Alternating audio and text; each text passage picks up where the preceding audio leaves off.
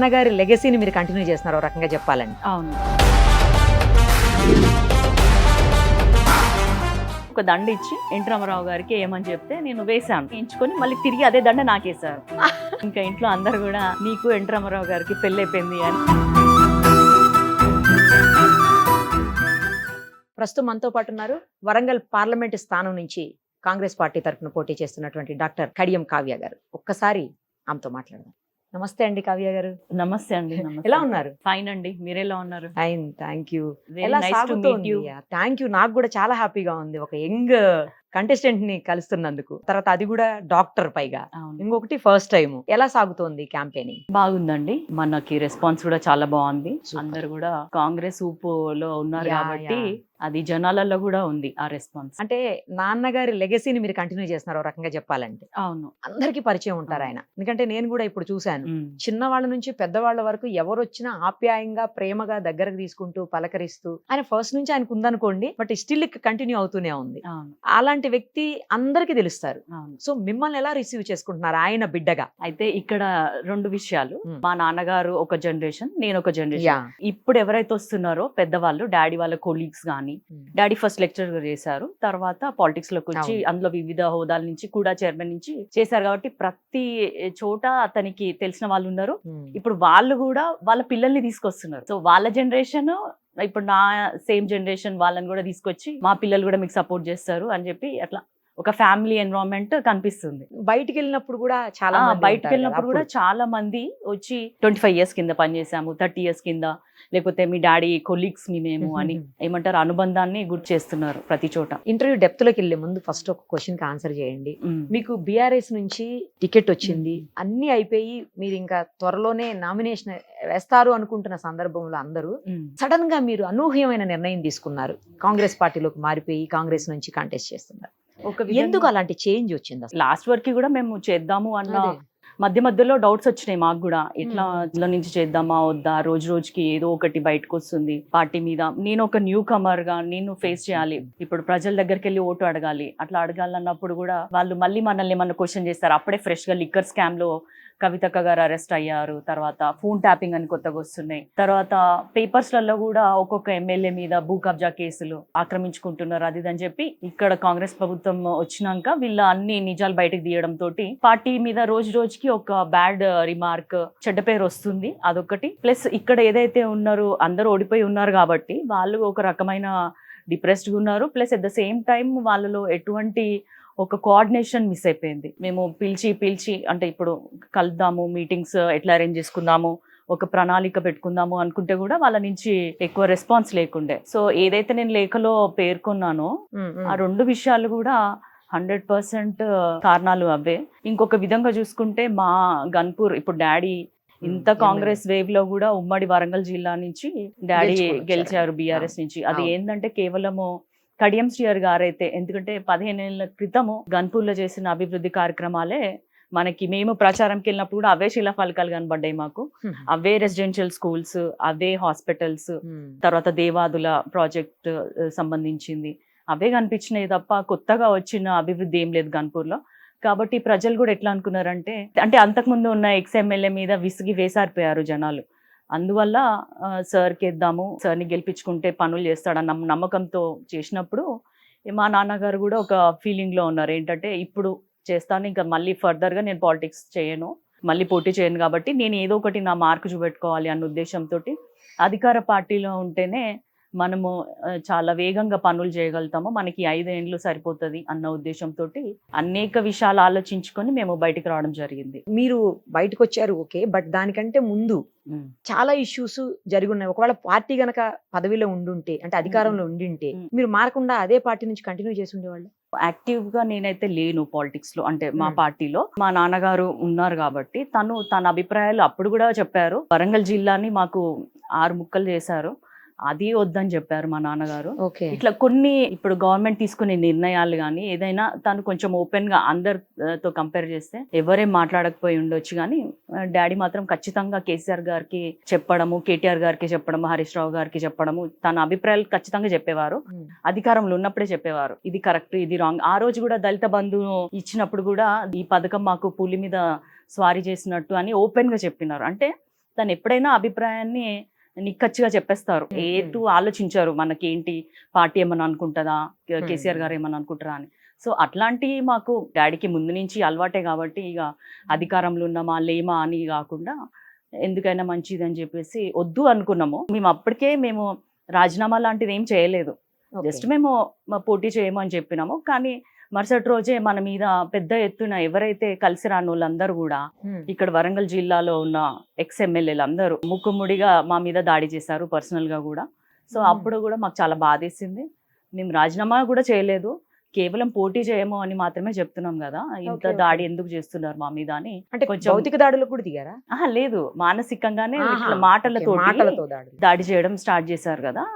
మేము కొంచెం మనస్తాపానికి గురైనాము. మన అభిప్రాయాన్ని చెప్పడం కూడా తప్ప, పోటీ నుంచి తప్పుకుంటున్నాం అని చెప్పడం తప్ప అని చెప్పి అనుకుని కామ్గా ఉంటే మనకి కాంగ్రెస్ నుంచి 1-2 డేస్లోనే ఆఫర్, అంటే వాళ్ళు వచ్చి పెద్దలు వచ్చి AICC in-charge general secretary Deepa Das Munshi గారు, తను చాలా పెద్ద స్థాయి వ్యక్తి, ఢిల్లీ నుంచి వచ్చి మనల్ని అడిగితే మేము ఆలోచించుకొని కార్యకర్తలతోటి డిసైడ్ చేసుకొని ఇట్లా మారడం జరిగింది. అని యాక్చువల్లీ మీరు లేఖ రాసిన వెంటనే పోటీ నుంచి తప్పుకుంటున్నారు అంటే ఇంకా మళ్ళీ పోటీ చెయ్యరు ఏ పార్టీ నుంచి కూడా అనుకున్నారు అందరూ.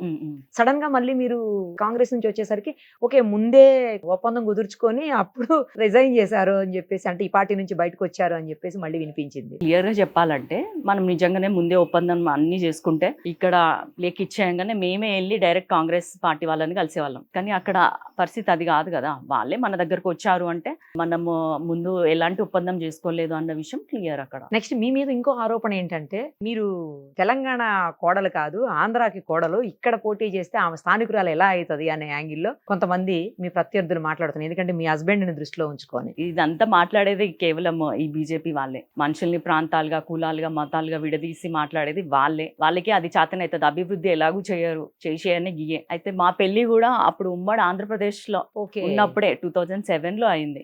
సో అప్పుడు తెలంగాణ, ఆంధ్ర ఇవన్నీ ఏం లేవు కాబట్టి అలా గడిచిపోయింది. ఇప్పుడు పాయింట్ ఎవరైతే మాట్లాడుతున్నారో వాళ్ళకు కూడా వాళ్ళ భార్య గాని ఇంకెవరో ఆంధ్ర నుంచి వచ్చిన వాళ్ళే ఉన్నారు, కానీ ఆరోపించడం మాత్రం మన మీద ఆరోపిస్తున్నారు అట్లా. సో అది పెద్ద విషయం కాదు. ఎవరు ఎక్కడి నుంచి అయినా పోటీ చేయొచ్చు, ఎవరు ఎక్కడి నుంచి అయినా ఉండొచ్చు. అందులో వరంగల్ కి, ఓరుగల్లుకి ఒక చరిత్ర ఉంది, ఆడబిడ్డలు పరిపాలించిన చరిత్ర. రాణి రుద్రమదేవి గాని, సమ్మక్క సారక్క గాని, ఇట్లాంటి వాళ్ళందరూ కూడా ఓరుగల్లు ఆడబిడ్డలే గాని వేరే చోట కోడలుగా ఉన్న అది ఉంది. కాబట్టి ఆల్రెడీ ఇక్కడ ఆ చరిత్ర కొనసాగుతుంది. ఇప్పుడు నా నుంచి కూడా అది కొనసాగుతుంది ఖచ్చితంగా. కావ్య గారు, అసలు మీరు ఆంధ్ర అబ్బాయిని ఎలా పెళ్లి చేసుకున్నారా చెప్పండి ఒకసారి. ఇక్కడ డాడీ మినిస్టర్ అయినాక మేము హైదరాబాద్ కి షిఫ్ట్ అవడం జరిగింది 8th క్లాస్ లో. సో అప్పుడు మనకి స్కూల్లో కూడా ఎక్స్ట్రా కరికులర్ యాక్టివిటీస్ లో సింగింగ్, డాన్సింగ్, సోషల్ సర్వీస్ ఇట్లా 3-4 సబ్జెక్ట్స్ ఉంటే నేను సోషల్ సర్వీస్ ఎంచుకున్నాను. అప్పుడే ఆర్ఫనేజెస్ కి వెళ్ళడము, వాళ్ళ స్టోరీస్ వినడము, ఓల్డ్ ఏజ్ హోమ్స్ కి వెళ్ళడము. అప్పుడు ఆ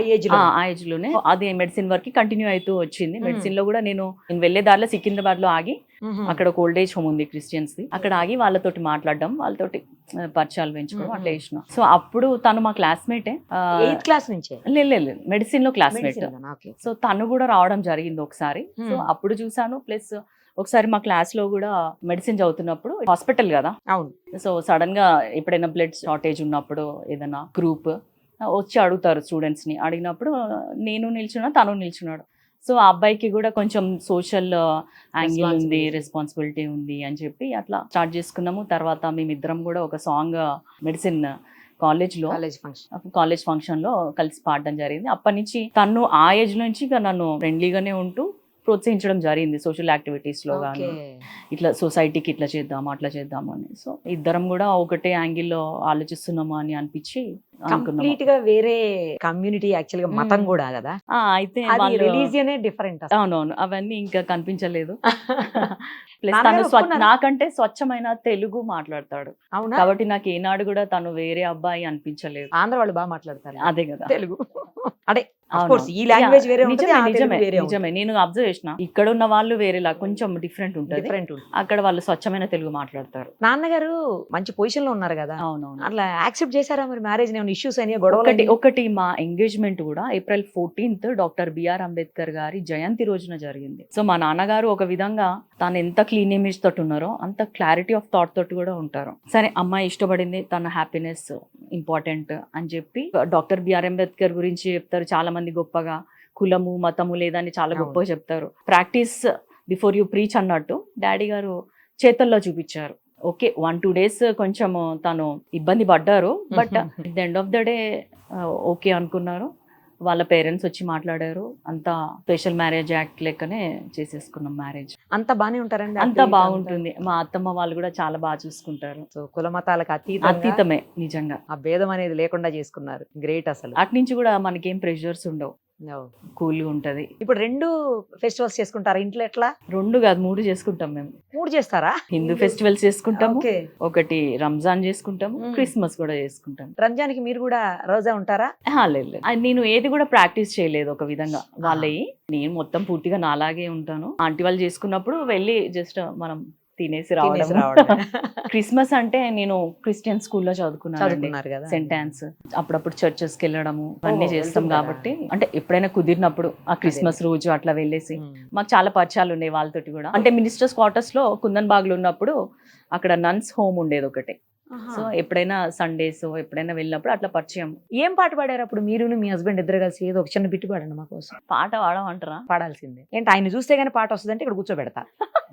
అప్పుడు ఉన్నంత అదిగా రాక పర్వాలేదు, కొంచెం పాడండి మాకు. కభీ తో నజర్ మిలాओ కభీ తో కరీబ్ आओ కభీ తో నజర్ మిలాओ కభీ తో కరీబ్ आओ. అంతవరకే వచ్చు, అంతవరకు గుర్తుంది. అది. మీరు రైటర్ కూడా అని విన్నాను. అంటే నేను ఫస్ట్ రాసింది 8th క్లాస్లో రాసిన. మా డాడీ మీదనే రాసిన ఫస్ట్. అంటే ఏదైనా కూడా ఒక టాపిక్ ఇచ్చి రాయమంటే నేను రాయలేను. స్వతహాగా నేను ఫీల్ అయినప్పుడు కొన్ని పేపర్స్లలో ఇట్లా అప్పట్లో వరకట్న వేధింపులకి చనిపోయింది ఇట్లాంటివి చూసినప్పుడు బాగా బాధేసేది నాకు. అట్లాంటివి ఇక మెల్లమెల్లగా వాటి మీద రాయడము, ప్రకృతి మీద రాయడం. వర్షం పడిందంటే ఖచ్చితంగా ఒక కవిత్వం రావాల్సిందేనా? సూపర్ అసలు. అట్లా ఇంకా కొంచెం విప్లవం వైపు కూడా రాస్తుంటాను. నేను ఎక్కువ నెగిటివ్ రాయను, జస్ట్ ఓన్లీ ఎండ్ లో పాజిటివ్ కనబడాల్సిందే. మీ థింకింగే పాజిటివ్. అదొకటి. తర్వాత పేపర్స్ కి కూడా కొన్నిసార్లు ఆర్టికల్స్ రాస్తాను. సరే, అయితే రైటర్ కూడా ఉన్నాడు. అంటే హెల్త్ పరంగా కానీ లేకపోతే సొసైటీ ఎడ్యుకేషన్ ఇట్లాంటి పైన రాస్తాను. రైటర్, డాక్టర్, పాలిటీషియన్, అమ్మో, సింగర్, మల్టీ టాలెంటెడ్. నాన్నగారు చాలా దాదాపు 35 years నుంచి, మీరు చాలా చిన్న ఏజ్ నుంచి ఆయన పాలిటీషియన్ ఉన్నారు, పాలిటిక్స్ లో ఉన్నారు. ఆయన రాజకీయ జీవితంలో ఉన్నప్పటి నుంచి ఎప్పుడైనా మీరు ఎవరినైనా ప్రామినెంట్ లీడర్స్ ని కలిసారా? పార్టీకి సంబంధం లేకుండా అడుగుతున్నాను నేను. ఎవరైనా పెద్ద పెద్ద లీడర్స్ ని ఎప్పుడైనా కలిసారా? గుర్తుందా?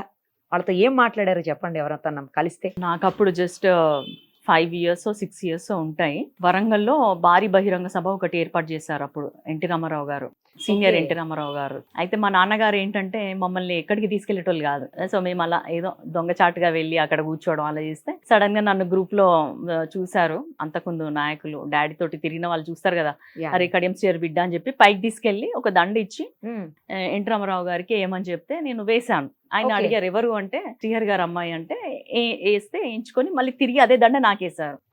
అయితే ఇంటికి రాగానే ఇంకా ఇంట్లో అందరు కూడా నీకు ఎన్టీ రామారావు గారికి పెళ్ళైపోయింది అని నన్ను బాగా ఏడిపించారు. సో ఫస్ట్ నా లైఫ్ లో ఒక పెద్ద రాజకీయవేత్త గాని ఒక పెద్ద మానవతావాది అనొచ్చు ఆయనని. ఆయననే మహానుభావుడు, చాలా గొప్ప వ్యక్తి. ఆయనని కలిసి అదృష్టం నాకు కలిగింది. అసలు ఇంకెవరన్నా కలిసారా తర్వాత? ఇక మామూలు మిగతా వాళ్ళందరినీ కలిసాను. ఎప్పుడు కూడా నాకు అది చిన్న ఏజ్ కదా, 8th క్లాస్ 9th క్లాస్ అంటే ఏ మినిస్టర్లు వచ్చినా ఎమ్మెల్యేలు వచ్చినా కూడా మన ఫ్యామిలీ మెంబర్సే అన్న ఫీలింగ్ లో పెరిగిన నేను. మీకు బాగా ఇష్టమైన సీఎం ఎవరు? అంటే చాలా డిసిప్లిన్డ్ గా అయితే చంద్రబాబు నాయుడు గారు ఉంటారు. ఒక్కోసారి కంపేర్ చేసుకుంటే అనిపిస్తుంది. తర్వాత నిన్న మాత్రం నాకు సీఎం రేవంత్ రెడ్డి గారు డాడీకి అడుగు అడుగున ఇచ్చే ఒక మర్యాద, ఒక సీఎం స్థాయిలో ఉండి కూడా ఒక సీనియర్ నేతని ఇంత బాగా రిసీవ్ చేసుకోవడము, నాకు రేవంత్ రెడ్డి గారు బాగా నచ్చుతున్నారు. ఇప్పుడు నిన్నటి స్పీచ్ అయితే అసలు హైలైట్. మీరు ఓపెన్ గా కూడా మండే సూర్యుడు అంటూ మొదలు పెట్టారు. నిజమే అది. మరి ఆయన అంత కసిగా అంత పులిలాగా మాట్లాడుతున్నారు ఎక్కడ పోయినా. అంత స్థాయిలో ఉండి కూడా కడియం శ్రేయర్ గారిని నేను తీసుకొచ్చాను, వాళ్ళు మమ్మల్ని అప్రోచ్ అవ్వలేదు అని ఏదైతే ఇంత మంది 1,00,000 మంది సాక్షిగా అందరి ముందు మాట్లాడడం ఒక సీఎం స్థాయిలో ఉండి అంటే చాలా గొప్ప విషయం అది. సో అట్లా వాళ్ళు చాలా న్యాచురల్ గా ప్రేమని పంచడం కానీ వాళ్ళ అభిప్రాయాలు చెప్పడం కానీ ఒక నేతలో ఉన్నప్పుడు వాళ్ళు మనకు తప్పకుండా ఆరాధ్యులైతారు. డాక్టర్ గా మీకు ఇప్పటికే చాలా ఎక్స్పీరియన్స్ ఉంది, చాలా మందికి సర్వీస్ చేశారు కడియం ఫౌండేషన్ ద్వారా. అలాగే నాన్నగారు చెప్పినా కూడా ఏ పని మీరు కాదనకుండా, ఇందాక నేను చూస్తున్నాను ఎవరో ఒక వ్యక్తిని పరిచయం చేస్తుంటే నేను వాళ్ళ ఏరియాలో క్యాంప్ చేశాను, మెడికల్ క్యాంప్ అని చెప్తున్నారు మీరు. సో అలా చాలా కార్యక్రమాలు మీరు చేపట్టున్నారు. బట్ రాజకీయాలకు మాత్రం మీరు కొత్త, రాజకీయాల్లో ఏ మాత్రం ఎక్స్పీరియన్స్ లేదు. నాన్నగారిని చూసి ఉండొచ్చు కానీ మీకైతే పర్సనల్ గా లేదు. మీ ఎదురుగుండా ఉన్నటువంటి ప్రత్యర్థులందరూ కూడా బలమైన వాళ్ళు రాజకీయంగా, ఫైనాన్షియల్ గా కూడా ఒక రకంగా చెప్పాలంటే. సో ఎలా ఎదుర్కోబోతున్నారు, మీ ముందు ఎలాంటి వ్యూహం ఉంది? డాడీని చూసినప్పుడు తన ప్రిన్సిపల్స్ ఏవైతున్నాయో అవే మనల్ని ఇంత దూరం తీసుకొచ్చినాయి. ఒకటి, నీతి నిజాయితీగా ప్రజలకు అందుబాటులో ఉండడము, నిక్కచ్చిగా ఉండడం. కొందరు ఏం చేస్తారంటే చేసి పెడతాం అని ప్రజల్ని వెంట తిప్పుకొని తర్వాత చేయలేము, వాళ్ళ టైం వేస్ట్ మన టైం వేస్ట్ కదా. ఇట్లాంటివన్నీ కాకుండా కూడా ఒక క్లారిటీ తోటి తను పాలిటిక్స్ చేశారు. సో ఆ విధంగా అట్లాంటి క్వాలిటీస్ అయితే నేను డెవలప్ చేసుకున్నాను, అదే ఫాలో అవుతాను. ఎందుకంటే నాన్నగారు అంటే కూడా చాలా భయం, భక్తి. ఆయన చెప్పిన మాటనే మేము ఫాలో అవ్వడము చిన్నప్పటి నుంచి అంతే, నాతో పాటు మా చెల్లెళ్ళు అయినా కూడా. సో ఆ విధంగా ఆయనను చూసి నేర్చుకున్నాను. ఒక విధంగా నేను ప్రత్యక్ష రాజకీయాలు లేకపోవచ్చు కానీ రాజకీయాల్లో జరిగిన ఎదురు దెబ్బలు మా నాన్నగారు ఏదైతే ఫేస్ చేశారో, ఓడిపోయిన టైంలో ఎట్లుంటారు జనాలు, మనం గెలిచినప్పుడు ఎలా ఉంటారు, ఇట్లాంటివన్నీ నేను దగ్గర నుంచి చూశాను. నేను పుస్తకాలు కొంచెం ఎక్కువనే చదువుతాను, మనము అనుభవించాల్సిన అవసరం లేదు, చూసి నేర్చుకోవడం కూడా జరుగుతుంది కాబట్టి అది డాడీ దగ్గర చూసి నేర్చుకున్నాను నేను. సో ప్రత్యర్థులను ధీటుగా ఎదుర్కోగలంటారు. ఒక విషయం ఏంటంటే, ఒక ప్లస్ పాయింట్, నేను ఏది కూడా పర్సనల్ గా తీసుకోను. ఇప్పుడు మన మీద పార్టీ మారిన వెంటనే కూడా చాలా మంది మనల్ని బాగా ట్రోల్ చేశారు, అది నేను అస్సలే పట్టించుకోలేదు, ఏ ఒక్క రోజు కూడా బాధపడలేదు నేను. అదే బలం అసలు. అదే ఇక్కడ ప్రధానంగా అంటే మీరు ఎంపీ అయిన తర్వాత గతంలో ఉన్న ఎంపీ ఏం చేశారు ఏంటి అని అందరం చూసాము. సో మీరు ఏ సమస్యల్ని అడ్రస్ చేయబోతున్నారు ఇమ్మీడియట్ గా, మీరు వేటిని ఐడెంటిఫై చేశారు అసలు? ఫస్ట్ ఇప్పుడు డాడీని చూసుకుంటే, ఏదో మనం రాజకీయాల్లోకి వచ్చామా, పదవులు అడ్డు పెట్టుకొని అక్కడ భూములు ఆక్రమించుకున్నామా, వీళ్ళని బెదిరించామా, ఈ రౌడీజం చేసామా, గ్రూపులు చేసామా, ఇవన్నీ కాదు. మనకి ఎంతసేపు ప్రజలకి ఏమన్నా చేయగలుగుతున్నామా లేదా, మన వంతు ఏదైనా సహాయం చేయగలమా లేదా, లేకపోతే మన నుంచి ఎలాంటి అభివృద్ధి, ఈ రోజు ఒక మంచి పని ఏం చేయగలుగుతామన్న ఆలోచనతోటే ఉంటారు డాడీ. నేను కూడా అదే విధంగా డాక్టర్గా ఉన్నా కూడా మనం ఈ రోజు ఎవరినైనా ఎడ్యుకేట్ చేసినామా హెల్త్ విషయంలో, ఎవరినైనా కొంచెం దగ్గర తీసుకొని వాళ్ళకి పేద బాలికలు మెడిసిన్లో కానీ ఇంజనీరింగ్లో కానీ సీట్లు తెచ్చుకున్నా కూడా ఫీజు కట్టలేని పరిస్థితిలో ఉన్న వాళ్ళని కూడా మనల్ని అప్రోచ్ అయితే వాళ్ళకి ఫీజులు కట్టి చదివించడం. ఎందుకంటే చదువుతోటే జీవితాలు బాగుపడతాయి అన్నట్టు మేము నమ్ముతాము. కాబట్టి ఆ ఉద్దేశంతో మేము పని చేయడానికి వచ్చినాం కానీ పదవులు అనుభవించడానికి రావట్లేదు. కాబట్టి ఒక ఎంపీగా నాకు కూడా చాలా అవగాహన ఉంది. వరంగల్ అంటే చాలా ప్రేమ నాకు ఫస్ట్. కాబట్టి నా వల్ల వరంగల్కి ఎంతో కొంత మంచి జరగాలి తప్ప నేను ఊరికే స్తబ్దుగా ఉండడం నాకు ఇష్టం లేదు. ఏ సమస్యలు ప్రధానంగా మీరు ఐడెంటిఫై చేశారు? ఎందుకంటే మీరు ఉన్నత విద్యావంతురాలు కూడా కదా, అవతల నాన్నగారికి ఎలాగూ రాజకీయ అనుభవం. ఈ రెండిటి దృష్ట్యా మీరు ఎలాంటి సమస్యలను ఇక్కడ అసలు ఐడెంటిఫై చేశారు? ఇన్నేళ్లలో ఏ ప్రాబ్లమ్స్ అట్లానే ఉండిపోయాయి సాల్వ్ అవ్వకుండా? ఒకటి, హైదరాబాద్ తర్వాత వరంగలే రెండో రాజధాని అని చెప్పుకోవచ్చు. అన్ని విధాలుగా ఇక్కడ మనకి నీటి వనరులు ఉన్నాయి, బొగ్గు గనులు ఉన్నాయి, ఐటీ కూడా అన్ని ఇండస్ట్రియల్ ఒక కారిడార్ డెవలప్ చేసుకోవచ్చు. ఐటీ కూడా ఇక్కడ ఉంది, కొన్ని కంపెనీస్ ఉన్నాయి ఇక్కడ. తర్వాత ఎడ్యుకేషనల్ హబ్ ఇది, ఎందుకంటే మనకు ఒక కేయూ యూనివర్సిటీ ఉంది, కాకతీయ యూనివర్సిటీ ఉంది, మెడికల్ కాలేజ్ ఉంది, ఇప్పుడు ఎన్ఐటి ఉంది.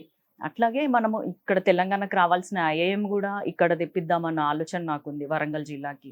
ఇంకొకటి, మనకి ఉత్తర దక్షిణ భారతదేశాన్ని కలిపే ఒక కూడలి లాంటిది మన కాజ్పేట్ రైల్వే జంక్షన్, చాలా పెద్దది. సో భారతదేశంలోనే దాన్ని డివిజన్ గా డెవలప్ చేసుకుంటే ఎక్కడైతే ట్రాన్స్పోర్ట్ ఎక్కువ ఉంటుందో అభివృద్ధి కూడా చాలా వేగంగా సాగుతుంది అనేది మన అందరికి తెలుసు. సో దాన్ని డివిజన్ గా చేయడము, ఒకటి మామ్నూర్ ఎయిర్పోర్ట్ ని డెవలప్ చేయడము, ఇంకా ఓఆర్ఆర్ చేయడము. ఇక్కడ నేను కడియం ఫౌండేషన్ లో నుంచి ఎక్కువ గవర్నమెంట్ స్కూల్స్కి వెళ్ళడం జరిగింది. అక్కడ పిల్లల్ని పలకరించడం, వాళ్ళకి మెన్స్ట్రల్ హైజీన్ మీద అవేర్నెస్ తేవడము, అక్కడ వాళ్ళ టాయిలెట్స్ ఎట్లున్నాయి, బిల్డింగ్ ఎట్లుంది, ఇన్ఫ్రాస్ట్రక్చర్ ఎట్లుంది అని గవర్నమెంట్ స్కూల్స్ మీద ఐడియా ఉంది. ఎట్ ద సేమ్ టైం నేను గవర్నమెంట్ డాక్టర్గా 6 ఏళ్ళు సర్వీస్ చేశాను కాబట్టి ఒక గవర్నమెంట్ హాస్పిటల్లో ఎలాంటి సౌకర్యాలు ఉన్నాయి, ఏ మేరకు మనం దాన్ని డెవలప్ చేయగలము, చాలా చేయొచ్చు. మనం నెంబర్ పెంచాల్సిన అవసరం లేదు హాస్పిటల్స్కి, ఉన్న దాంట్లో క్వాలిటీ మెయింటైన్ చేసుకుంటే సరిపోతుంది. ఏమైతే పేరుకి హాస్పిటల్ ఉంటుంది కానీ అక్కడ ఏ సౌకర్యాలు ఉండక మళ్ళీ హయ్యర్ సెంటర్స్కి రిఫర్ చేయాల్సిన పరిస్థితి ఉంటుంది. కాబట్టి ఈ రెండింటిపైన నాకు పూర్తి అవగాహన ఉంది. అదొకటి. ఇంకా మనం ఎట్లాగో మహిళల కోసం చాలా చేసినాం, గర్భిణీ స్త్రీలకి రక్తహీనత రాకుండా వాళ్ళు ఎలాంటి జాగ్రత్తలు తీసుకోవచ్చు అని అప్పుడు న్యూట్రిషన్ కిట్ కూడా ఇవ్వడం జరిగింది మన సైడ్ నుంచి, బెల్లం పల్లి పట్టీలు ఇట్లాంటి. సో అనేక వాటిపైన ఐడియా ఉంది. ఇంకొకటి మన చట్టం ఒకటి ఉంది మన తెలంగాణ సపరేట్ అయినప్పుడు, అందులో రైల్వే కోచ్ ఫ్యాక్టరీ ఒకటి. అది ఎప్పటి నుంచో అలాగే అదే పెండింగ్ ఉంది. తర్వాత ఇప్పుడు మన లెదర్ పార్క్ ఒకటి డెవలప్ చేసుకున్నా, టెక్స్టైల్ పార్క్ డెవలప్ చేసుకున్నా, ఇక్కడ యువతకి గానీ మహిళలకు గానీ ఉపాధి కలిగించే విషయంగా చాలా ఉన్నాయి ఇక్కడ చేసుకోవాల్సినవి, పెండింగ్ లో ఉన్నాయి అన్ని. ఏంటంటే మన దురదృష్టము, కేంద్రంలో బీజేపీ 10 ఏళ్ల నుంచి అధికారంలో ఉన్నా కూడా ఒక్క పని మన దక్షిణాది రాష్ట్రాలకి, తెలంగాణకి కానీ వరంగల్కి కానీ చేసింది ఏమీ లేదు. ఒక్క విద్యా సంస్థను కూడా తేలేదు. అసలు ఇక్కడ ఇచ్చిన నిధులు కానీ, ప్రాజెక్ట్స్ కానీ, లేకపోతే ఇండస్ట్రీస్ కానీ జీరో. కాబట్టి ఇక్కడున్న పెండింగ్ ఇష్యూస్ని ఫస్ట్ సాల్వ్ చేసుకోవడము, తర్వాత నెక్స్ట్ ఇంకేమైనా చేయగలుగుతామా, ఎమ్మెల్యేలకి కావాల్సిన అవసరాలు ఉంటాయి కదా నియోజకవర్గాల స్థాయిగా, అప్పుడు వాటిని డెవలప్ చేసుకోవడం చేస్తాను. మొత్తం 7 నియోజకవర్గాల పరిధిలో ఉన్నటువంటి ఎమ్మెల్యేల నుంచి కూడా సహకారం ఉందా? చాలా బాగుందండి. అందరు కూడా ఒక చెల్లె లెక్క, బిడ్డ లెక్క ట్రీట్ చేస్తున్నారు. ఎక్కడ పోయినా కూడా జాగ్రత్తగా చూసుకుంటున్నారు. మీటింగ్స్ లలో వాళ్ళు కూడా చాలా పట్టుదలతో ఉన్నారు. ఎందుకంటే వాళ్ళు మొన్ననే ఎలెక్ట్ అయ్యారు. వాళ్ళకి వచ్చిన మెజార్టీ కంటే డబుల్ మెజార్టీ తెస్తామన్న జోష్లో ఉన్నారు. ఎందుకంటే మాకు సీఎం రేవంత్ రెడ్డి గారు కూడా మీటింగ్ లో చెప్పారు, ఎవరైతే అధిక మెజార్టీ తెస్తారో వాళ్ళకి ఫస్ట్ ప్రయారిటీ ఇచ్చి వాళ్ళకి ఎక్కువ నిధులు ఇస్తాను వాళ్ళ నియోజకవర్గానికి అనేసరికి వీళ్ళందరూ కూడా, వాళ్ళకి చాలా పెండింగ్ ఉన్నాయి కదా. అంతకుముందు ప్రభుత్వంలో మన ముఖ్యమంత్రి గారు ఎక్కువ అందుబాటులో లేకపోవడం వలన ఎక్కువ పనులు జరగలేదు. ఇక్కడ వరంగల్లో అయితే ఇంకొక మెయిన్ సమస్య అండర్ గ్రౌండ్ డ్రైనేజ్ సిస్టమ్ అండి, అది కూడా చేయాలి. సో అవన్నీ కూడా నిన్న మీటింగ్ లో సీఎం గారు ప్రామిస్ చేశారు, ఖచ్చితంగా ఇవన్నీ నేను చేసి పెడతానని. కాబట్టి ఆ విధంగా వీళ్ళందరూ కూడా మనతోటి చాలా బాగున్నారు, జోష్గా పనిచేస్తున్నారు. యాక్చువల్లీ మీరు డాక్టర్ గా చాలా, అంటే ఎక్కడైనా మనం చూస్తుంటాం డాక్టర్స్ అంటే చాలా సాఫ్ట్ నేచర్ ఉంటుంది. అఫ్ కోర్స్ ప్రజలతో మమేకం అవుతారు కానీ బట్ సాఫ్ట్ గా ఉంటారు ఎక్కడ కూడా. పాలిటిక్స్ దానికి చాలా భిన్నంగా ఉంటాయి. చాలా అగ్రెసివ్ గా ఎదుటి వాళ్ళ మీద దాడులు చేస్తూ, భౌతికంగా కాదు మానసికంగా మాటలతోటి, తర్వాత ఇష్టానికి మాట్లాడుతూ చాలా ఘోరమైనటువంటి సిచ్యువేషన్స్ చూస్తున్నాం. మరి మీరు ఇవన్నీ ఫేస్ చేయగలరా? రెండు ఉండాలి, సాఫ్ట్నెస్ ఉండాలి, అగ్రెసివ్నెస్ ఉండాలి. సాఫ్ట్నెస్ ఎప్పుడు మనం ప్రజల సమస్యల్ని అర్థం చేసుకునేటప్పుడు ఆ సాఫ్ట్నెస్, ఆ సెన్సిటివిటీ ఉంటేనే మనం వాళ్ళ సమస్యల పైన రియాక్ట్ అయ్యి మనం ఏదో ఒకటి చెయ్యాలి అన్న ఆలోచన మనకు వస్తుంది. At the same time aggressiveness ఎక్కడ ఉండాలి అంటే, ఇక ఇతరులను తిట్టడంలో అగ్రెసివ్నెస్, ఇవన్నీ time waste politics, energy waste politics. అవి వాటి జోలికి నేను వెళ్ళను. ఇట్లాంటి మాటలు ఆల్రెడీ మా నాన్నగారికి ఇప్పుడు 72, ఆ ఏజ్ లో కూడా ఆయనని ఎన్నో మాటలు అంటున్నారు. ఎవరైతే కొన్ని ఓట్లు కూడా తేలేని కొందరు నాయకులు, వాళ్ళ మీదనే ఎన్నో వచ్చినాయి రాష్ట్ర వ్యాప్తంగా. అందరూ చూశారు వాళ్ళ గురించి, వాళ్ళ క్యారెక్టర్ ఎట్లాంటిది, వాళ్ళ పరిస్థితి ఎట్లుంది, వాళ్ళని ఏ పార్టీ దూరం పెట్టింది అన్నీ తెలిసి కూడా జస్ట్ ఇక మైక్ ముందు పెట్టగానే ఇష్టారాజ్యంగా మాట్లాడుతున్నారు. ఇక వాళ్ళ టైం కూడా దగ్గర పడింది కాబట్టి అట్లా మాట్లాడుతున్నారు. అవన్నీ కూడా మేము పట్టించుకోము. కేవలం మనం ఏదైనా మంచి చేయగలమా లేదా. అగ్రెసివ్నెస్ ఎక్కడ ఉండాలంటే, ఉన్న సమస్యల పైన మనము లోక్సభలో కానీ అసెంబ్లీలో కానీ రాష్ట్ర కేంద్ర ప్రభుత్వాల దగ్గర మాట్లాడే దానిలో అగ్రెసివ్నెస్ ఉండాలి. వాటిని తీర్చడంలో కూడా అగ్రెసివ్నెస్ చూపెట్టాలి, అంతేగాని మనుషుల మీద అవసరం లేదు. అదే వరంగల్ పార్లమెంటు నియోజకవర్గ ఓటర్లు కడియం కావ్య గారికి ఎందుకు ఓటేయాలి అంటే ఏం ఆన్సర్ చేస్తారు? ఒక విధంగా 7 నియోజకవర్గాలలో నేను 2016 నుంచి తిరగడం జరిగింది. అంటే నేను డాక్టర్ గా కడియం ఫౌండేషన్ తరఫున చేసిన సేవల గురించి చెప్తున్నాను. సో వాళ్ళకి ఏమి కడియం కావ్య అనగానే కొత్తగా జస్ట్ కడియం శ్రీహరి కూతురుగా బ్రాండ్ గా ఇట్లా వెంటనే ఫ్రెష్ ఫేస్ కాదు నాది. నేను ఆల్రెడీ ఎక్కువ కాన్సన్ట్రేట్ చేసింది ఇంటీరియర్స్ లో. ఎందుకంటే బాలికలకి పీరియడ్స్ పైన అవగాహన లేదు, వాళ్ళ పేరెంట్స్ చెప్పరు, తల్లి చెప్పుకోదు, అదొక స్టిగ్మా సొసైటీలో. సో దాని వల్ల ఫేస్ చేసే అనేక ప్రాబ్లమ్స్ ఏంటి ఫ్యూచర్ లో, ఇట్లాంటి నేను చెప్పాలి. ఒక డాక్టర్ గా వచ్చి డాక్టర్ దగ్గర ఒక పేషెంట్ వస్తేనే 2 నిమిషాలు 5 నిమిషాల కంటే ఎక్కువ టైం ఇయ్యరు. అట్లాంటిది నేను 2 గంటలు వరంగల్ నుంచి ఇంటీరియర్స్కి వెళ్ళడం జరిగింది. ప్రతి నియోజకవర్గంలో కొన్ని ఊర్లు సెలెక్ట్ చేసుకోవడం, అక్కడికి వెళ్ళి ఎక్కువ కేజీబీవీస్కి వెళ్ళడం జరిగింది. కాబట్టి నేను చాలా ప్లేసెస్ తిరిగినా, కేజీబీవీస్కి వెళ్ళినా, గవర్నమెంట్ స్కూల్స్కి వెళ్ళినా, ఎక్కడికి వెళ్ళినా కూడా ప్రోగ్రామ్స్ చేసినాం. కాబట్టి కడియం కావ్య అంతో ఎంతో చాలా మందికి తెలిసిన వ్యక్తే. కొత్తగా నేను ఇప్పుడే వచ్చింది కావ్య, ఈమె ఎవరు అసలు అన్నట్టు ఏం లేదు. మన గురించి ఆర్టికల్స్ కూడా రావడం జరిగింది మెయిన్ పేపర్స్లలో. నేను చేసిన సేవా కార్యక్రమాలను గుర్తించి మన వసుంధరలో కానీ నవ్యాలో కానీ అన్నిట్లో మన గురించి పరిచయం ఆల్రెడీ జరిగిపోయింది.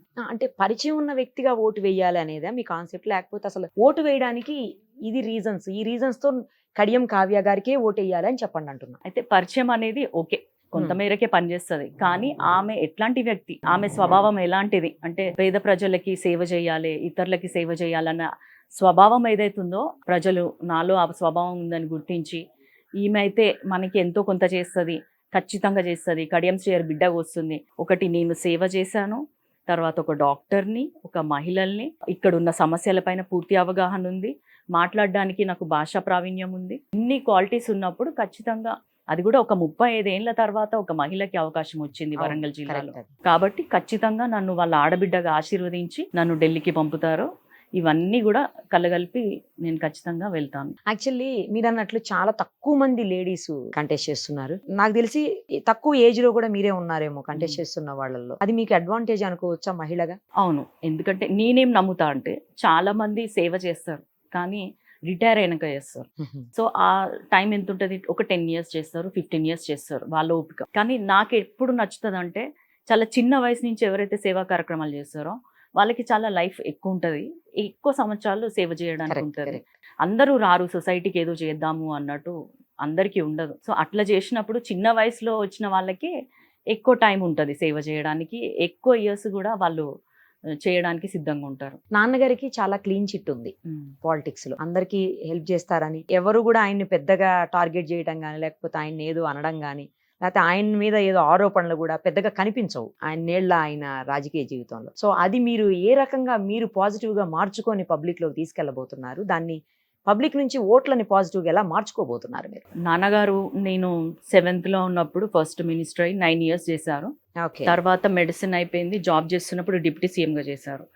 అంటే ఊహ తెలిసినాక కూడా మా నాన్నగారు ఎప్పుడు మమ్మల్ని పాలిటిక్స్ లో ఇట్లా, ఇప్పుడు చాలా ఫ్యామిలీస్ లో చూస్తాము వాళ్ళ ఫ్యామిలీ మెంబర్సే రన్ చేస్తుంటారు షో అంతా, అట్లాంటి ఎప్పుడు చేయలేదు మా నాన్నగారు. అంటే ఎవరైతే ప్రతినిధిగా ఉంటారో వాళ్ళే ఉండాలి, కుటుంబ సభ్యులు ఇన్వాల్వ్మెంట్ ఉండకూడదు అన్నట్టు పెంచారు. కానీ ఇప్పుడు నన్ను సపరేట్ గా ఒక ఎంపీ క్యాండిడేట్ గా తీసుకొచ్చారు తప్ప మాకు ముందు నుంచి ఇట్లా వీటిలో ఇన్వాల్వ్ అవ్వడము లేకపోతే ఇంకేదో కార్యక్రమాలు చేయడము, చాలా మంది షో చేయడము, తర్వాత కాంట్రాక్టులు తీసుకోవడము, కబ్జాలు చేయడము, అంత ఫ్యామిలీ మెంబర్స్ తోటే కదా చేసేది ఇవన్నీ. సో అట్లాంటివి ఏం చేయలేదు కాబట్టి అంత క్లీన్ గా ఉన్నాము, ఇప్పుడు కూడా అంతే క్లీన్ గా ఉంటాము. ఆయన ఎప్పుడు కూడా నన్ను కంట కనబెడతానే ఉంటారు. ప్లస్ అందులో తన ఇమేజ్ ఇంపార్టెంట్ కదా. 35 years నుంచి ఒక చిన్న ఫ్యామిలీ నుంచి వచ్చినప్పుడు దళితులుగా, అట్లాంటి అతనికి చెడ్డ పేరు రావద్దు అన్నప్పుడు తనకి నా మీద నమ్మకం కలిగినాకనే నన్ను పాలిటిక్స్ లోకి ఎంట్రీ చేయించారు. ఇప్పుడు ఇక్కడ కుల సమీకరణాలు కూడా ఎంతవరకు వర్కౌట్ అవుతాయండి? ఖచ్చితంగా ఇప్పుడు ఎస్సీ అందరూ కూడా కాంగ్రెస్ కి ఫేవర్, ఎప్పుడైనా కూడా కాంగ్రెసే వాళ్ళని కాస్త ప్రోత్సహిస్తుంది. అదొక సెక్యులర్ కంట్రీ అనేది మనం ముందుకు తీసుకొస్తాం. ఇప్పుడు ఏదైతే నరేంద్ర మోడీ గారు మళ్ళీ నాకు 400 seats వస్తాయి, నేను రాజ్యాంగాన్ని మారుస్తా, ఇప్పటికే చూస్తుంటాం దళితుల్ని వేరే రాష్ట్రాలలో ఉత్తరప్రదేశ్, బీహార్ ఇట్లాంటి చోట్లలో చాలా ఘోరమైన స్థితిలో అట్రాసిటీస్ నడుస్తుంటాయి. మన తెలంగాణలో అట్లా ఉండదు. ఒకటి ఎందుకంటే ప్లస్ ఈ కాంగ్రెస్ వల్లనే నేను చిన్నప్పుడు విన్నా, 10 ఏళ్ళకి ముందు ఇందిరమ్మ ఇల్లు అనేటోళ్ళు, అట్లాంటివి మళ్ళీ 10 ఏళ్లలో ఎక్కడ కూడా మనకి వీళ్ళకి ఇల్లు అనేది రాలేదు. చాలా డబుల్ బెడ్రూమ్స్ ఇచ్చామని చెప్తున్నారు కదా, కానీ అది ఒకరికి కూడా చూపెట్టలేదు కదా. ఖచ్చితంగా సగం అయినవి చూపించారు. అది కూడా వాళ్ళు ఎన్నైతే ప్రామిస్ చేశారో అందులో సగం కూడా కంప్లీట్ కాలేదు. కానీ ఇందిరమ్మ ఇల్లు ఏదైతే పక్కా ఉన్నాయో అవే ఇప్పటికీ నడుస్తున్నాయి. ఇప్పుడు మళ్ళీ రానున్న 5 ఏళ్లలో కూడా ఇంకొక 4 లక్షల ఇల్లులు ఇవ్వడానికి మన కాంగ్రెస్ ప్రభుత్వం సిద్ధంగా ఉంది. మీరు ఇక్కడ ప్రధాన ప్రత్యర్థిగా బీఆర్ఎస్ ని భావిస్తున్నారా, బీజేపీని భావిస్తున్నారా? అసలు బీఆర్ఎస్ 0 అయిపోయిందండి. వాళ్ళు ఎవరినైతే ఒక అభ్యర్థి ఎన్నుకున్నారో అతను కనీసము ఇక్కడ ఓటర్ కూడా కాదు. సరే ఎవరెక్కడి నుంచి అయినా పోటీ చేయొచ్చు, కానీ అంత లోపాయికార ఒప్పందం ఎందుకు? అంటే బీజేపీని గెలిపించుకోవాలి, కడియం శ్రేయర్ మా దగ్గర నుంచి వెళ్ళిపోయింది కాబట్టి ఖచ్చితంగా వాళ్ళైతే గెలవద్దు అన్న ఉద్దేశంతో మా అభ్యర్థి గెలిచేది లేదు, ఏం లేదు. కనీసం పక్కనోడికైనా గెలిపిద్దాము, పోయినోడు మనోడే, మనం అందరం కలిసి దందాలు చేసినాము, బీజేపీ అభ్యర్థితోటి మనం దందాలు చేసుకున్నాము, మనకి ఇప్పటికీ కాంటాక్ట్స్ ఉన్నాయి, మనకి అంతో ఇంతో పైసలు ఇస్తాడు అన్న ఉద్దేశంతో నేను అంతే అడుగుతున్నా. బీఆర్ఎస్ వాళ్ళు కనీసం డిపాజిట్ అనేది తెచ్చుకోండి మీరు, అది కూడా లేదు పరిస్థితి. కేవలం ఈయనకే కొమ్ము కాస్తున్నట్టు చేస్తున్నారు. బీజేపీ అభ్యర్థి ఎవరైతే ఉన్నారో ఆయన మొన్న డమ్మీనే పెట్టారు. అది చిన్న పిల్లలకు కూడా అర్థమవుతుంది, ఎందుకంటే ఆయన ముక్కుమొహం ఎవరు తెలియదు. బీజేపీ అభ్యర్థి ఎవరైతే ఉన్నారో ఆయన అంతకుముందే మొన్న ఘోరంగా ఓడిపోయినారు. ఆయనను వర్ధన్పేట ప్రజలు మాకొద్దు ఈయన అని చెప్పి ఓడించడం జరిగింది. కొత్త అతన్ని తీసుకొచ్చిన కాంగ్రెస్ పార్టీని, కొత్త వ్యక్తిని వాళ్ళు ఎన్నుకోవడం జరిగింది వర్ధనపేట ప్రజలు. ఓకే. ఈయన 10 ఏళ్ళు చేసిండు. మరి 10 ఏళ్ళలో కూడా ఎక్కడ చూసినా కూడా మన మైన్స్ కానీ, క్వారీస్ కానీ, క్రషర్స్ కానీ, తర్వాత కబ్జాలు కానీ, ఏదైనా కొత్త వెంచర్ పడిందంటే ఇక నైట్కి నైట్ కాల్ వెళ్ళిపోయి మాకు ఇంత కావాలి, మాకు రాసి పెట్టండి, ఇలాంటి బెదిరింపు చర్యలు. ఆయనకి ల్యాండ్ కబ్జా చేసుకోవడానికి తన మన భేదం ఏమేమి ఉండదు. ఇంకా మన కార్యకర్త పక్కన కార్యకర్త ఏమి ఉండదు. అట్లాంటి వ్యక్తిని వాళ్ళు వద్దనుకున్నారు ఆయన ఆగడాలు భరించలేక. ఆయనను మళ్ళీ తీసుకొచ్చి బీజేపీ ఈ వరంగల్ లోక్సభ పరిధిలో రుద్దడానికి ట్రై చేస్తుంది. కానీ ఆయన ఖచ్చితంగా ఆయనకు కూడా డిపాజిట్ వస్తుందో రాదో డౌట్. మరి అంతటి దందాలు అలాంటి ఇల్లీగల్ యాక్టివిటీస్ చేస్తున్నప్పుడు ప్రభుత్వం మీదే ఉంది కదా, ఎందుకు వదిలిపెట్టేస్తున్నారు? ఆయన అంటే అప్పుడు ఆయన అదే ప్రభుత్వంలో ఉన్నాడు కదా. ఇప్పుడు వచ్చిన తర్వాత మీరు ఎందుకు చర్యలు ఇప్పుడు తీసుకుంటారు? తీసుకుంటారు. ఇప్పుడు కాంగ్రెస్ ప్రభుత్వం అదే ఉద్దేశంతో ఉంది. ఇప్పుడు ఫర్ ఎగ్జాంపుల్ భూపాల్పల్లిలో కూడా ఆయన గుట్టలు మైన్స్ అన్నీ ఉన్నాయంట, అవన్నీ సీజ్ చేపిచ్చేస్తారు. ప్లస్ ఎక్కడైతే మనకు వీళ్ళు అక్రమాలు చేసినట్టుగా అనిపించినాయి, ఇప్పుడు అందుకే కదా ఒక్కొక్కటి బయటకు వస్తుంది. ఇప్పుడు కాంగ్రెస్ ప్రభుత్వం అదే ఉద్దేశంతో ఉంది. ఎవరైతే అది ఇట్లాంటివి ఎన్ని చేసి వాళ్ళ మీద ప్రూఫ్స్ ఉన్నాయంటే ఖచ్చితంగా వాళ్ళని జైలుకి పంపించడానికి కాంగ్రెస్ ప్రభుత్వం చాలా సీరియస్ ఉంది. నాన్నగారికి చాలా ఉన్నత పదవులు ఇచ్చి మేము ఎక్కడో కూర్చోబెట్టాము, సీఎం గారితో పాటు ఈక్వల్ గా చూసాము ఆయన్ని. అలాంటి వ్యక్తి మా పార్టీ జెండాతోటి గెలిచి మమ్మల్ని ముంచేసి ఇప్పుడు కూతురు కోసం ఆయన పార్టీ మారారు అని చెప్పేసి మాట్లాడుతున్నారు కొంతమంది. వాళ్ళకి ఏం సమాధానం చెప్తారు? కడియం శ్రీహరి గారు 2014లోనే రాజకీయాలకు రాలేదండి. నేను ఎంతో 7th లో ఉన్నా అని చెప్పినాను కదా. అంటే టీడీపీ నుంచి ఉన్నారు కదా. టీడీపీ నుంచి ఆయన 9 ఏళ్ళు ఒక ఉమ్మడి ఆంధ్రప్రదేశ్కి 9 సంవత్సరాలు వరంగల్ జిల్లాల నుంచి వచ్చిన ఏకైక మంత్రిగా, ఎంతో టాలెంటెడ్ మినిస్టర్గా, ఇంటలెక్చువల్గా ఆయన పాలన చేశాడు వరంగల్ జిల్లాకి. పెద్ద పెద్ద శాఖలు ఇచ్చారు, చిన్న చిన్నవి కూడా కాదు. ఒక సోషల్ వెల్ఫేర్, మేజర్ ఇరిగేషన్, తర్వాత ఎడ్యుకేషన్ కూడా చాలా ఇంపార్టెంట్. ఎప్పుడైనా ఇట్లాంటి పెద్ద పెద్ద శాఖలే ఇచ్చినప్పుడు ఆయన అప్పుడే ప్రూవ్ చేసుకున్నాడు. ఇప్పుడు కొత్తగా వీళ్ళు మాకు లైఫ్ ఇచ్చింది ఏం లేదు, వీళ్ళు దళిత ముఖ్యమంత్రి అని చెప్పినప్పుడు ఆ మాట తప్పినారు కాబట్టి ఏదో నామకే వాస్తే లెక్క ఉప ముఖ్యమంత్రి పదవి ఒక ఏమంటారు ఒక గొప్ప వ్యక్తికి ఇచ్చారు. ఆయన దాన్ని చెడగొట్టుకున్నాడు. మనకి ఇప్పుడు ఈ రాజయ్య గారు ఎవరైతే ఉప ముఖ్యమంత్రి పదవిని సడన్ గా బర్తరఫ్ చేశారు, దానికి కారణాలు ఏంటో ఆయనకన్నా తెలుసో లేదో మాకు తెలీదు. అట్లాంటప్పుడు ఇంకొక మంచి పేరున్న వ్యక్తిని పెడితేనే మనల్ని జనాలు ఏమన్నారు అన్న ఉద్దేశంతో పెట్టడం జరిగిందని, రాగానే ఏమి మనకి ఉప ముఖ్యమంత్రి పదవి ఇవ్వలేదు. వాళ్ళదేదో కాపాడుకోవడానికి డాడీకి ఇచ్చారు.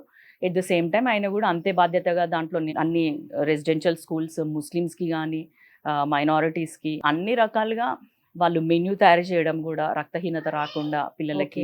తర్వాత ఈ మెన్స్ట్రల్ హైజీన్ నేను ఏదైతే చేశానో అది ఒక ఫాదర్గా తను చూశారు. మేము డిస్కస్ చేసుకున్నాక ఇట్లా ఆడపిల్లలు ఫస్ట్ క్లాస్లో ఉన్నంత స్ట్రెంత్ 10th వరకు ఉండట్లేదు అని చెప్పినప్పుడు, డ్రాప్ అవుట్స్ ఎక్కువ ఉంటున్నారు అని చెప్పినప్పుడు ఇది ఒక రీజన్ అని తెలిసినప్పుడు వాళ్ళకి కూడా హెల్త్ అండ్ హైజీన్ కిట్స్ ఇవ్వడం జరిగింది గవర్నమెంట్ తరఫున. అది ఆల్మోస్ట్ 6.5 lakhs అమ్మాయిలకి చేరుకున్నాయి ఓ సంవత్సరం పాటు. సో ఆ విధంగా తను ముందుకెళ్ళి పదవులని మంచిగా బాధ్యతాయుతంగా చేసినారు తప్ప వాళ్ళేదో మనల్ని హైలైట్ చేసింది ఏమీ లేదు. ఇట్లాంటివన్నీ ఓపెన్గా చెప్పడము, వాళ్ళు చేసే పద్ధతులు కొన్ని నచ్చక చెప్పకపోవడం వల్ల మరి రెండోసారి మనకి కనీసం ఎమ్మెల్యే డైరెక్ట్గా పాలిటిక్స్లో ఉండేటట్టు చేయలేదు కదా. ఒక ఎమ్మెల్యేగానో లేకపోతే ఎంపీగానో మనల్ని పంపించలేదు. కేవలం ఒక పార్టీలో అట్లా కొనసాగినాం ఎమ్మెల్సీగా. సెకండ్ టైం అయితే పక్కనే పెట్టారు కదా. మోడీ గారు మీరు ఇందాక అన్నట్లు 400 సీట్లు ఈసారి ఖాయం అని చెప్తున్నారు. మరోవైపు ఏమో కాదు, ఖచ్చితంగా రాహుల్ గాంధీ గారి జోడో యాత్రతోటి చాలా బలంగా ముందుకు దూసుకుపోతున్నారు, కాంగ్రెస్ ఈసారి అధికారంలోకి వస్తుంది అని చెప్పేసి కాంగ్రెస్ నేతలు అంటున్నారు. మీరేమంటారు? ఇక్కడ కూడా 2 ఉన్నాయి. ఒకటి మోడీ గారి స్వయం కృతం. ఇది 400 సీట్లని ఏదైతే ఆయన చెప్పుకుంటున్నారో, మన తెలంగాణలో చూసుకుంటే ఇప్పుడు వేరే రాష్ట్రాలలో ప్రధానమంత్రి ఆవాస్ యోజన అని ఉంటుంది. దాని కింద ఇల్లు నిర్మించడం జరుగుతుంది ప్రధానమంత్రి దాంట్లో. కానీ మన తెలంగాణలో ఎన్నో స్లమ్స్ ఉన్నాయి. ఎక్కువ మందికి కావాల్సింది ఇల్లే, షెల్టర్. కానీ అలాంటి ఇల్లు ఒక్కటి కూడా మన తెలంగాణలో లేదు. అప్పుడు మన కేసీఆర్ గారు వద్దన్నారు అట్నుంచి, కాబట్టి ఏది కూడా చేయలేదు ఆయన. ఒక్క ఇల్లు మనకి రాలేదు ఆ విధంగా చూసుకుంటే. ఇంకొకటి ఏంది అంటే, ఏదైతే నార్త్లో తను చతికిల పడ్డారో, ఎక్కడైతే అక్కడ ఎక్కువ సీట్లు వస్తాయి అనుకున్నారు, కానీ అది జరిగే పని కాదు. ఇప్పుడు ఒక్కసారి రామ మందిరం అయిపోయినాక అందరు కూడా రిలాక్స్ అయ్యారు. ప్రజలు కూడా మనం ఒక పండుగ అయిపోయిన తెల్లారి ఎట్లా రిలాక్స్ అవుతామో అట్లా రిలాక్స్ అయ్యారు. ఓకే, దేవుడు మనకు వచ్చేసాడు, మనకి ఇప్పుడు అభివృద్ధి కావాలన్న ఆలోచనలో కూడా ప్రజలు ఉన్నారు.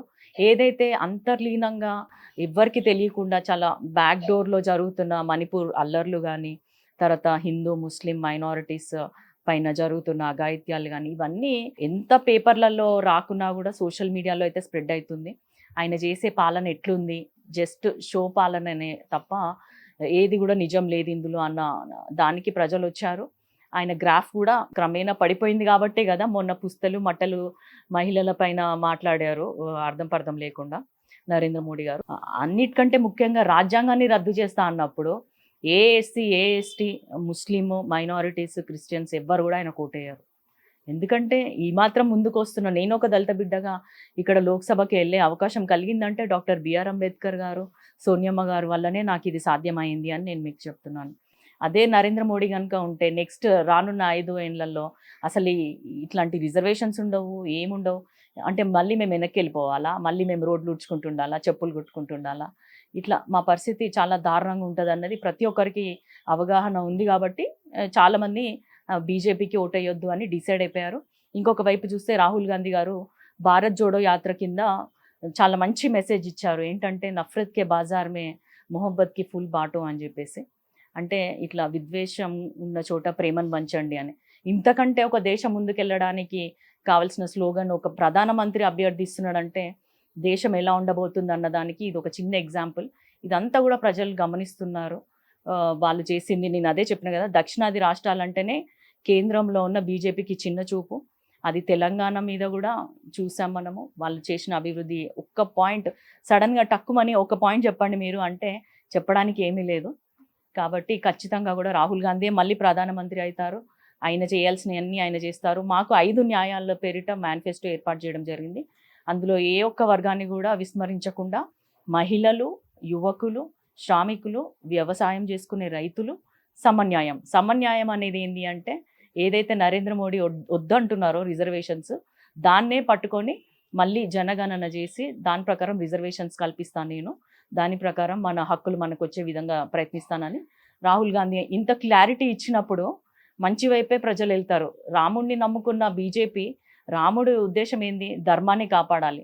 సో ఆ ధర్మాన్ని కాపాడే బాధ్యత కాంగ్రెస్ పార్టీ తీసుకుంటుంది. కాబట్టి ఖచ్చితంగా ఇప్పుడు కేంద్రంలో కాంగ్రెసే వస్తుంది, రాహుల్ గాంధీ ప్రధానమంత్రి అవుతారు. ఇక్కడ మన తెలంగాణ రాష్ట్రంలో 17 సీట్లు, ఒక సీట్ ఎలాగ వదిలేస్తాం ఎప్పుడూను. ఇక ఉన్న 16 సీట్లలో డబుల్ డిజిట్ వస్తుంది మాకు, సింగిల్ డిజిట్కే కాంగ్రెస్ ప్రభుత్వం లేదా కాంగ్రెస్ పార్టీ పరిమితం అయిపోతుంది అని చెప్పేసి బీజేపీ వాళ్ళు అంటా ఉన్నారు. ఊహలు వేరు నిజాలు వేరు కదా, వాళ్ళు ఊహల్లో ఉన్నారు కాబట్టి ఊహల్లోనే ఉండనియండి. నిజం ఎప్పుడు జూన్ 4కి బయటకు వస్తుంది, అప్పుడు వాళ్ళు తుండుగుడ్డు వేసుకొని కూర్చుంటారు కాబట్టి సరిపోతుంది. ఒక వైజ్గా చాలా ఇంటలెక్చువల్గా ఎవరికి హామ్ చేయకుండా ఉండే వ్యక్తిలాగా ఉంది మీతో మాట్లాడుతుంటే. చాలా బాగా అనిపిస్తుందండి. ఎందుకంటే ఒక మహిళగా నాకు చాలా హ్యాపీగా ఉంది మీతో మాట్లాడడము. మీ వ్యూస్ని షేర్ చేస్తుంటే కూడా ఇలాంటి వాళ్ళు కదా రావాలి, ఇలాంటి వాళ్ళు కదా చట్టసభల్లో ఉండాలి అనిపిస్తోంది. 100% మీరు గెలిచి చట్టసభల్లో అడుగుపెట్టి ఇక్కడ ఉన్నటువంటి ఏ ప్రాబ్లమ్స్ ఉన్నాయో వాటన్నింటి మీద దృష్టి సారిస్తారని, ఇప్పుడు ఏ కమిట్మెంట్తో అయితే ఉన్నారో అదే కమిట్మెంట్ని టిల్ ఎండ్ కంటిన్యూ చేయాలని, చేస్తారని ఆశిస్తూ ఇక్కడ వాళ్ళంతా మీకు సపోర్ట్ చేయాలని ఖచ్చితంగా కోరుకుంటూ all the very best. Thank you so much. Thank you అండి.